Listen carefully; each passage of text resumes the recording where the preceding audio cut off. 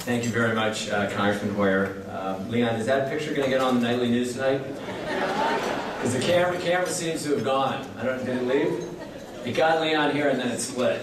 That's, thank you very much, Congressman Hoyer, for that incredibly kind introduction. You went way overboard. I recorded the entire thing. And my wife, who is with her mother in Tennessee, couldn't be here, so I'm going to play it back to her, so thank you very much. I don't think anybody's ever said such nice things about me in my life, so thank you. I come from a big Irish Catholic family. We're very competitive. And I was really honored to get the call from Rex a couple of months ago. And one of the first things I did when I hung up was call up my older brother Bobby to say, hey Bobby, guess what? I just got this big award from Rex Smith. Called me up. This is an incredible organization. Bobby's the one right in the middle there, kind of ugly, right in the middle there.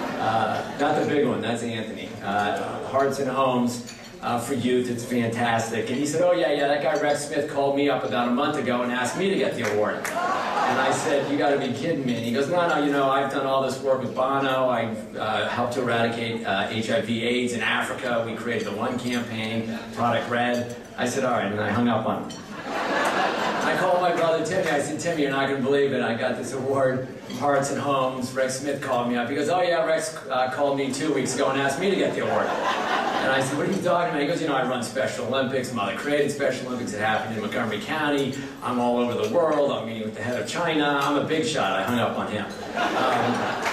So then I called up my sister Maria. I said, Maria, I think Bobby and Timmy are lying to me. They said that this Rex Smith, who I've known for 20 years, called up and asked them to get this award that I got. And Maria went quiet and said, I have a message here to call Rex Smith back. So yes, I don't know whether I was number 4 or number 5, but thanks a million for asking me to come here tonight.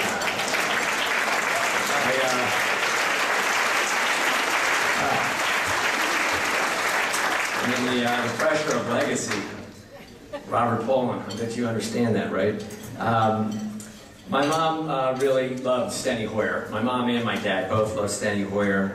The first time I actually met Judy Hoyer was at my parents' home. And my father, when I was first thinking of running for elected office in Montgomery County, said the best guy in the state of Maryland who knows more about this than anyone is Steny Hoyer. And he came over, I met not only him but his wife, and was immediately taken with both of them. They've been terrific friends.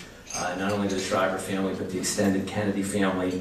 I was honored to work with Mrs. Hoyer on the on the early childhood issues in Prince George's County, and then, as the Congressman said, rolling out the Judith P. Hoyer Centers all across the state of Maryland.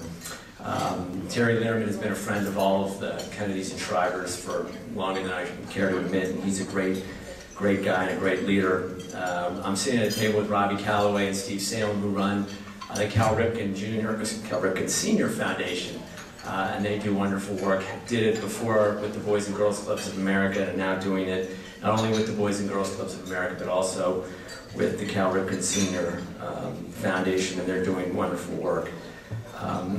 Mr. Poland, if they ever want to change the name, when your father said that it was weird to have a street named after him, there are a lot of Shrivers and Kennedys that would love to have a street named after him. So if you ever want to change the name of that, please let us know. But my father and mother both had huge admiration for your mother and father on so many different levels, and had done work with them on a number of different fronts, and they were huge admirers of the work that they do. Clearly, my parents would have loved to have been here tonight. I think not only to be with all of you, with Steny and Terry and the other folks I just mentioned, obviously Catherine Leggett, who's been terrific First Lady of Montgomery County, and your husband, who's a fantastic leader.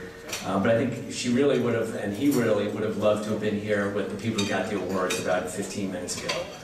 The people, as Mr. Poland said, you know, that are doing the wonderful work that we're celebrating tonight and trying to raise a couple of bucks for. The people that are opening their homes for foster kids, the people that are working, nurturing kids all across Montgomery and Prince George's County, all across Maryland. Those are the folks that are really the heroes. Mike, absolutely.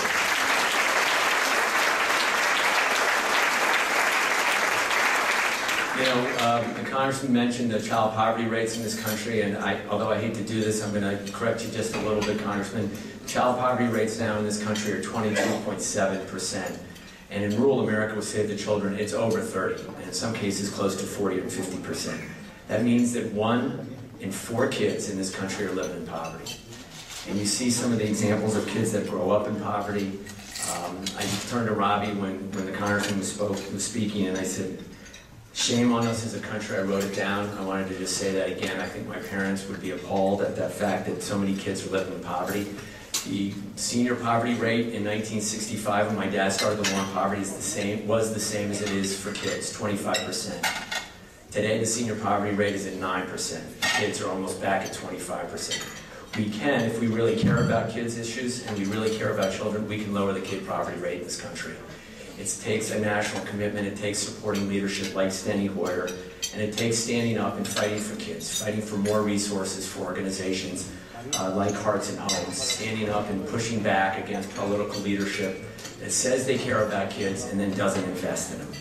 I think my father and mother would both challenge us to do that, to stand up for kids and to have a stronger voice in the arena. I grew up in Rockville, just a couple miles away, and every night at dinner, my mom would say, what have you done today to help people? And I hope a little bit today that we've raised some money, that by coming together, we've helped kids that we saw in the video and others here, that we've put a spotlight on the needs that this population has.